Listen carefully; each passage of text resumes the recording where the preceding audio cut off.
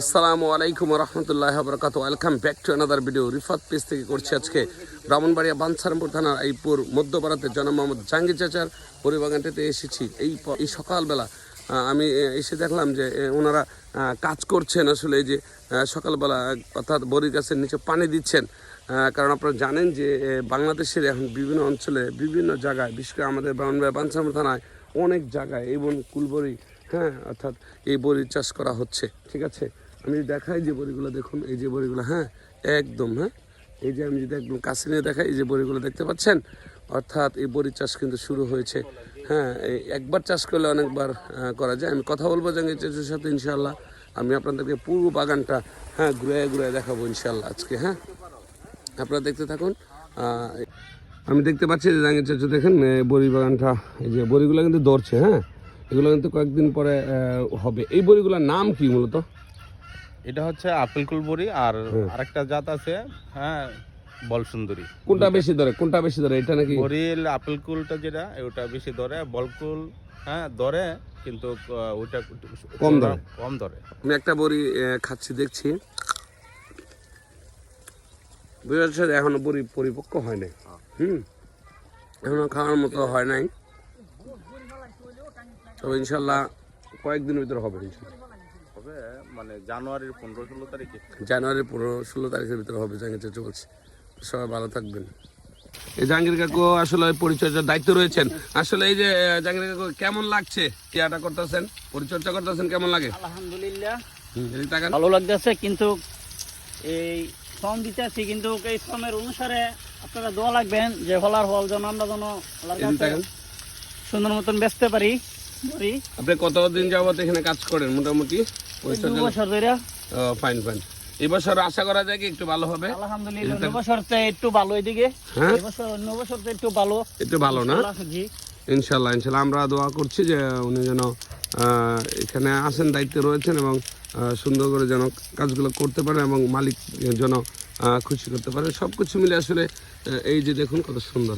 আচ্ছা জাহাঙ্গীর চাচা, এই জায়গাটার মধ্যে কেন গাছ নেই? কেন গাছ কি মারা গেছে নাকি?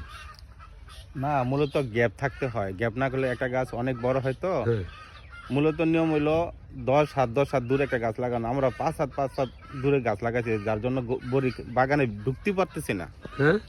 বেশি নাকি? বেশি। কিন্তু আপনি তো বলছেন একটু আগে যে কয়েকটা গাছ মারা গেছে, কি বলছেন? যে কয়েকটা গাছ মারা গেছে ওইটা মূলত পানি লেগে থাকে। এটা 3 মাস বর্ষাকালে লাগানোর ওই যে গোড়া পচন রোগ হয়, ওই কারণে মারা গেছে কয়েকটা গাছ। ধন্যবাদ আপনাকে। আজকে আপনি বলছেন জালি দিবেন কেন? জালি দিব পাখিদের, ওইটার নাম হচ্ছে পাখি জাল। পাখিরা অত্যাচার করে, মানে উপর দিয়ে নেটের পাখিদের যাতে বসতে না পারে, ক্ষতি করে ফেলে, যার কারণে। আমি দেখতে পাচ্ছি তিনি বলছেন যে এটা হচ্ছে আপেল কুলবড়ি। ঠিক আছে, আপেল কুলবড়িটা একটু বেশি ধরে, আর আরেকটা কি রয়েছে, বল সুন্দরী, ওইটা কম ধরে, কিন্তু দুটোই স্বাদ ভিন্ন। তো আপনারা 1 মাস পরে খেতে পারবেন ইনশাআল্লাহ। ধন্যবাদ সবাই। দেখেন মালিক পক্ষকে কত কষ্ট করতে হয় এই বড়ির বাগানের জন্য। পাখি জালটা দিলে কোথার মধ্যে যদি বড়ি দিতে আমরা যদি ফলন টিকাইতে পারি না, পাখি খুব ক্ষতি করতেছে আমাদের। ক্ষতি করে না? সমস্যা নাই, পাখিরাও তো খাবে, কিছু করে না। এই যে এই বড়িগুলো যদি বড় হয় তাহলে কতটা না সুন্দর লাগবে। কিছুদিন পরে দেখবেন, আবার আসবো ইনশাআল্লাহ। এই যে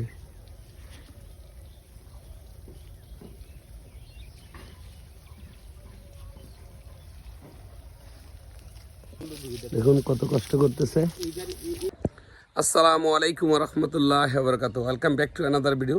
আজকে আসছি ব্রাহ্মণবাড়িয়া বাঞ্ছারামপুর থানার আইপুর মধ্যপাড়া জনাব মোহাম্মদ জাহাঙ্গীর চাচার বড়ি বাগানে, যিনি গত কয়েক বছর ধরে এই বড়ি বাগানটা করছেন।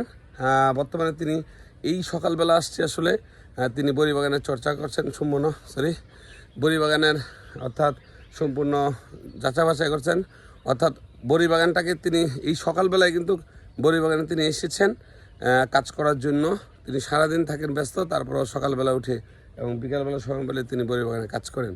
আজকে দেখাচ্ছি, ওনার সাথে কথা হবে ইনশাল্লাহ। জাহাঙ্গীর চাচা, প্রথমেই জানতে চাচ্ছি যে আপনি যে বড়ি বাগানটা করেছেন, মোট কত বছর হয়েছে বড়ি বাগানটা? মূলত আমি 3 বছর ধরে বড়ি বাগানটি করছি। আর আমি ইউটিউব থেকে আমার এই অনুপ্রেরণা যে আমি একটা বড়ি বাগান করব। আর আমিও অনেক সময় ইউটিউব দেখেই আমার সব কিছু মূল্যে ইউটিউব থেকে আমার শিক্ষা, তো আমি ওটা ব্যবহার করতেছি। তো আমি মনে করব যে ইউটিউব দেখলে হবে না, ইউটিউব থেকে শরীর চর্চা নিয়ে এবং নিজের পরিশ্রমের মাধ্যমে এই যা কিছু করতে হবে নিজের পরিশ্রমের মাধ্যমে, জি। শুধু ইউটিউবের থেকে ওই সব কিছু নেওয়া যায় না। আচ্ছা, আপনারা যে বড়ি বাগান 3 বছর ধরে করছেন বলছেন, হ্যাঁ, তা কেমন লাভবান কেমন হন আপনি যদি বলতেন? আমি মূলত 2 বছর তেমন একটা আমি প্রফিট পাই নাই, আশা করি ইনশাল্লাহ এই বছর আমার প্রফিট হবে, জি। বাকিটা আল্লাহ ভরসা। ইনশাল্লাহ। তো এই বছর মনে হয় হওয়ার সম্ভাবনা বেশি দেখছি। গাছে এই দেখেন তো, গাছে তো দেখছি প্রচুর পরিমাণ বড়ি দিচ্ছে। আপনি মানুষের জন্য কি বলতে চান যারা এগুলো করতে চায়, তাদেরকে সম্বন্ধে কি বলতে চান? যে গ্রাম অঞ্চলে এটা তো বেশি কয়েক বছর ধরে আমাদের এলাকায় তো অনেকে এটা করতে চাচ্ছেন, তো আপনি তাদের উদ্দেশ্যে, নতুনদের উদ্দেশ্যে কি পরামর্শ দিতে চান? আমি বলবো যাদের উঁচু ভূমি আছে তারা এটা নিতে পারেন, তারা এই বড়ি বাগান করতে পারেন। আর নিচু ভূমি হলে সমস্যা হয়, পানির লেগে থাকে, পানিতে গাছ মরে না অবশ্যই, তারপরে বলবো ফলন কম হয়।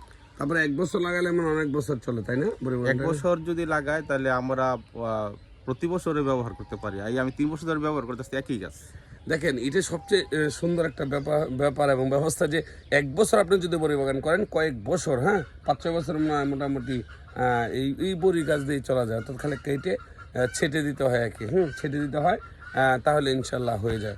তো আমি ইনশাল্লাহ দেখবো বড়ি বাগানের যে অবস্থা, অর্থাৎ গাছগুলোর কী অবস্থা, বড়ি বর্তমানে কতটুকু ধরেছে আমি সেটা দেখবো ইনশাল্লাহ।